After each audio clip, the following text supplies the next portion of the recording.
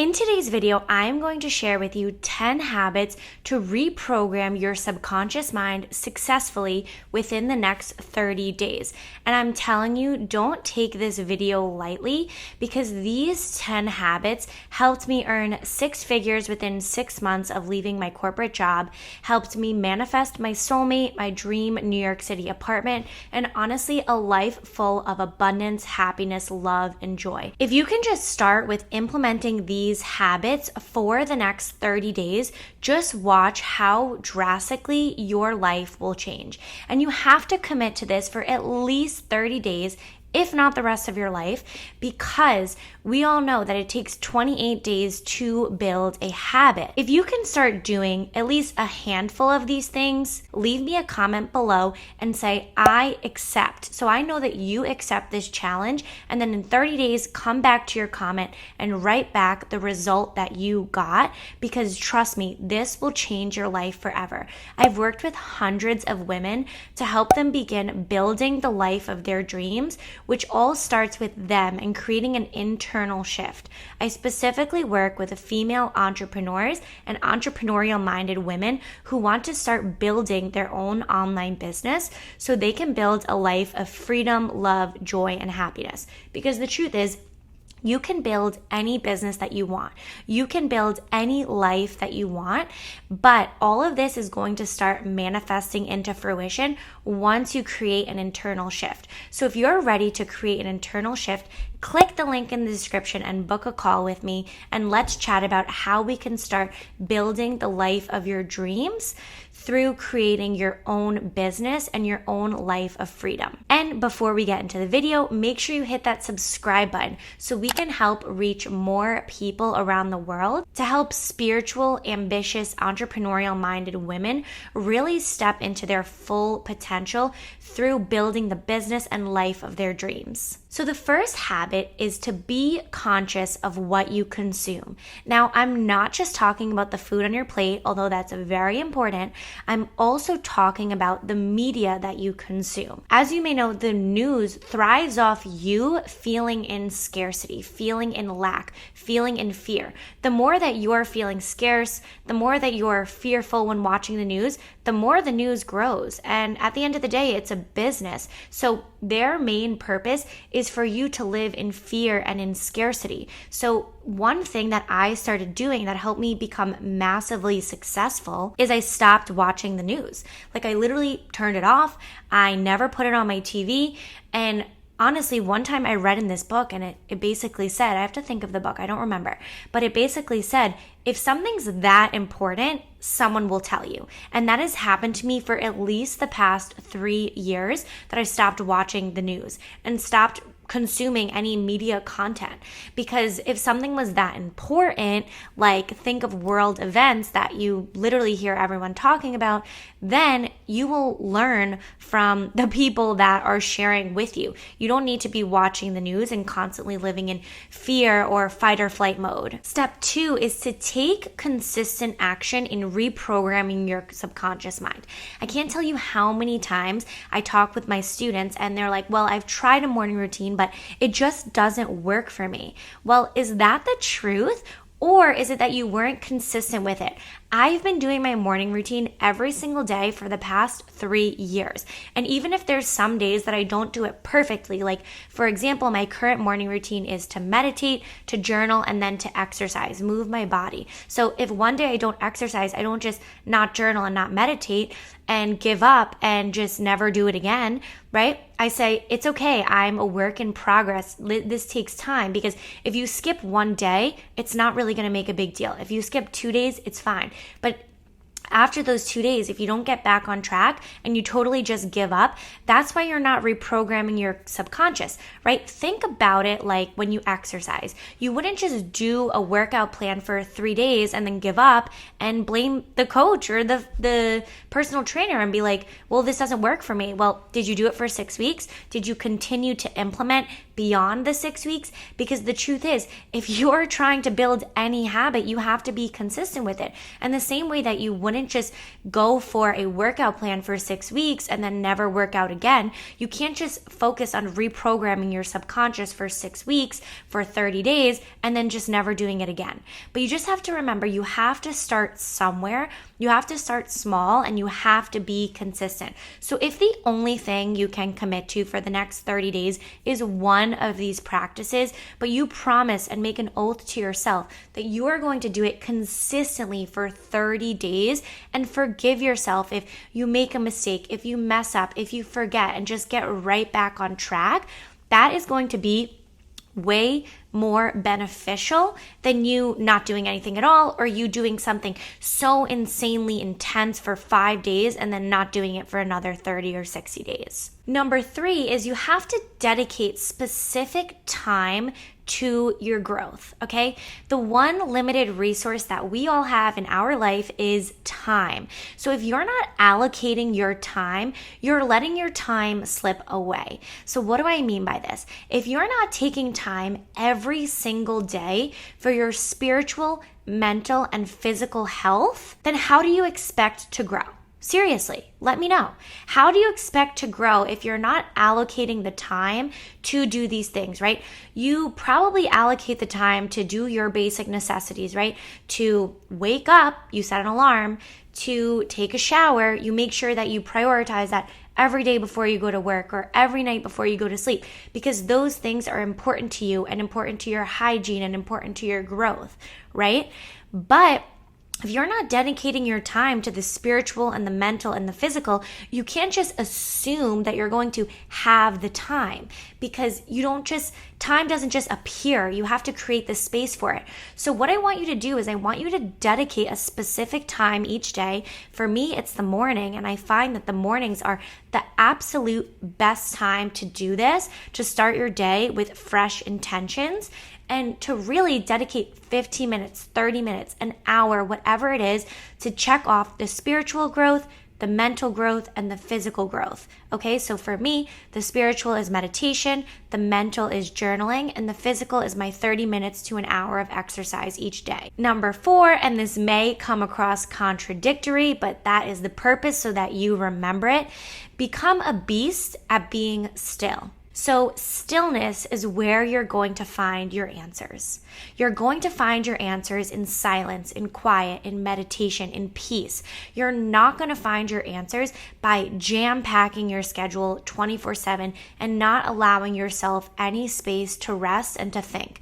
I can't tell you how many times I was just go in my life, course after coach, mentor, 9 to 5, like just had all these things crammed in my schedule, reading self-help books, that I didn't even give myself the space to actually create something beautiful for myself. So I want you to actually create the space for you to think, for you to be, for you to really just be present and be still, because if you don't create that space, you're never going to let the answers flow through you. You have all the answers within you, and you can start reprogramming your subconscious mind to realize that you're going to find your answers in stillness. You're going to find your answers in peace. You're not going to find it when you're just go, and you don't even have the time to think, breathe, or really build beliefs and thoughts for yourself. Step 5 is to start saying positive affirmations. Positive affirmations have literally changed my life. They are scientifically proven to reprogram your subconscious mind. And the reason why I love them so much is because I really struggle with the negative self-talk. I really struggle with the negative self-talk, the self-doubt, and the limiting beliefs. And positive affirmations have been the only way that I've been able to combat that in my own life. I'm the kind of person that I will go into an overthinking spiral. I'm not good enough. I'm not worth it. People aren't interested. People are judging me, right? This constant cycle. And I've done so much work to improve it. And I am so much better than I used to be. I promise you. But I'm still a work in progress. And that's why I say my positive affirmations every single day. And they're something that I will continue to do for the rest of my life, no matter how much money I make, no matter how successful I become, they are my one simple grounding practice. So make a list of 5 to 10 affirmations that you can commit to for the next 30 days, that you can make an oath to yourself, that you can promise that you will do, because ultimately this is how you're going to reprogram your subconscious mind through the words that you say. You're literally speaking your dream life into existence through positive affirmations. Step 6 is to make a block list of any negative thoughts that you may think on a daily basis. So take an audit. What are the things that you say on repeat that are holding you back? So for example, when I was in debt, I initially was saying things like, I'm so broke, I can't go out, I can't have fun, I'm under so much pressure. All those negative thoughts were manifesting because the universe can't differentiate the positive from the negative. So if you can become aware of the negative thoughts that you're saying and then create a block list mentally to say, I'm never going to say these words again. Once I write them on this paper, that's it.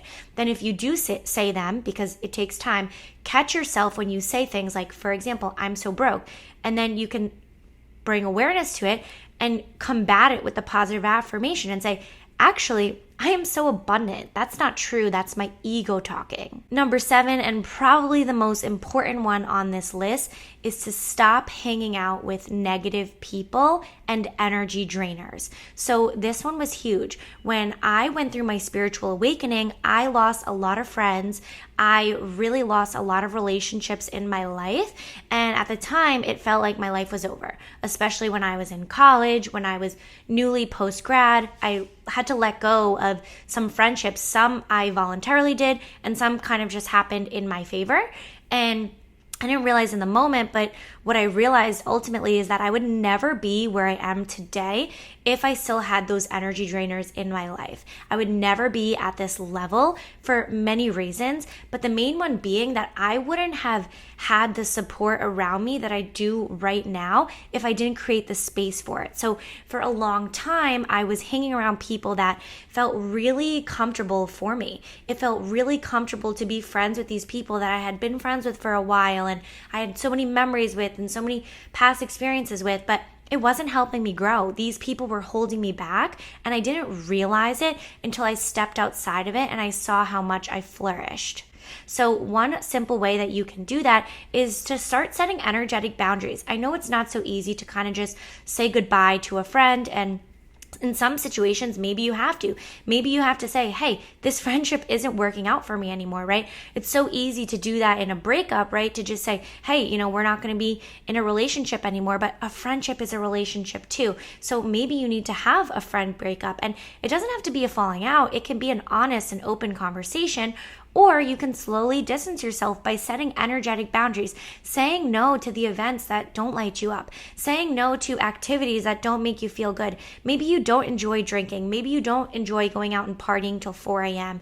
Maybe you want to spend that time reading and investing in a course and investing in your growth and doing that personal development work. And say no frequently and often, which brings me into number 8, which is to say no frequently and often. By learning how to say no in my life, it literally changed my life forever. When I started saying no to things that made me feel like shit is when my life literally started going on an up curve. Because when you say no to something that is out of alignment, you're saying yes to yourself and yes to the things that are only in full, true alignment with your power as a conscious creator of your own reality. Number 9 is that you have to let go of your past. You can't continue with your life moving forward if you're so stuck to your past. So if you have gifts from a past relationship, throw them out or donate them. If you're holding on to past memories, go through your camera roll and delete the things that are weighing you down. Remember, you carry your phone with you everywhere you go. Therefore, if you have negative past experiences in your camera roll, that is clogging up your energetic space, and you're actually carrying that weight with you every single place that you go. So something that I've started doing in my life, and I have over 64,000 photos in my camera roll, so it's taking me some time, but actually going through and deleting any past experience, past memory that weighs me down, that doesn't make me feel good, or is something that I truly want to let go of. You have to energetically let go of your past and the things that weigh you down. Remember, we're all a work in progress. You're never going to feel like you're 100% ready or you're 100% healed. So you have to just start from the place that you're in right now and say, I am consciously choosing to let go. I am only going to fill my mind with thoughts of positivity, wholeness, happiness, positive affirmations, things like that, because the more that you hold on to your past, the more it's going to weigh you down. And it's not that you're suppressing it, it's that you're consciously becoming aware that you no longer want to associate with your past. And number 10 is to consciously take an audit of your life and to cut out anything that is no longer serving you. So an example of this in my life is I was taking on a lot of side jobs when I first started my business because I didn't believe that I could just fully be a full-time entrepreneur.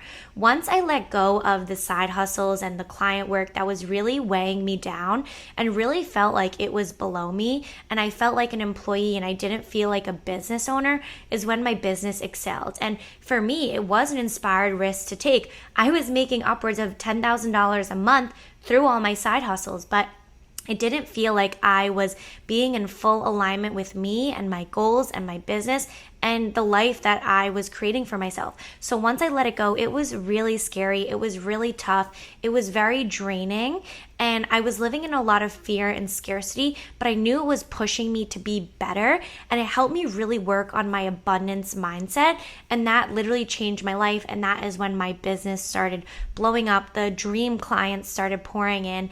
And I started getting opportunities for my brand, for my business, and just ideas. And I had the time to actually work on my own business because I wasn't just working on building other people's businesses. So if this resonated with you, leave me a comment. Let me know your thoughts. Don't forget to hit that subscribe button for new weekly videos. And lastly, and most importantly, take a minute, close your eyes, and ask yourself, is this video in alignment with my true purpose? Is this video in alignment? Did this video find me at the perfect timing? Can't tell you how many times I'll have potential new clients come in and say, I just found your video in the right timing. So if that feels like you, make sure you click the link in description, book a call with me, and let's chat about how we can start building your dream life through the law of action and the law of attraction. Because the truth is, ambition, watching the free videos, downloading the free ebooks will only get you so far. There comes a time where you actually have to take action and put in the work. And the first sign of you taking action would be clicking the link in the description and booking a call with me. And we'll just have an open and honest conversation totally for free to see if Manifest Your Dream Life, my signature online program, is right for you. I've helped hundreds of women either manifest money, build the business of their dreams, build a life of true freedom and abundance where money pours in, where they feel impactful, they feel purposeful, they wake up living their dream life, and it's your turn now too. So thank you so much for watching this video. I will see you in the next one, and I hope to see you on my calendar.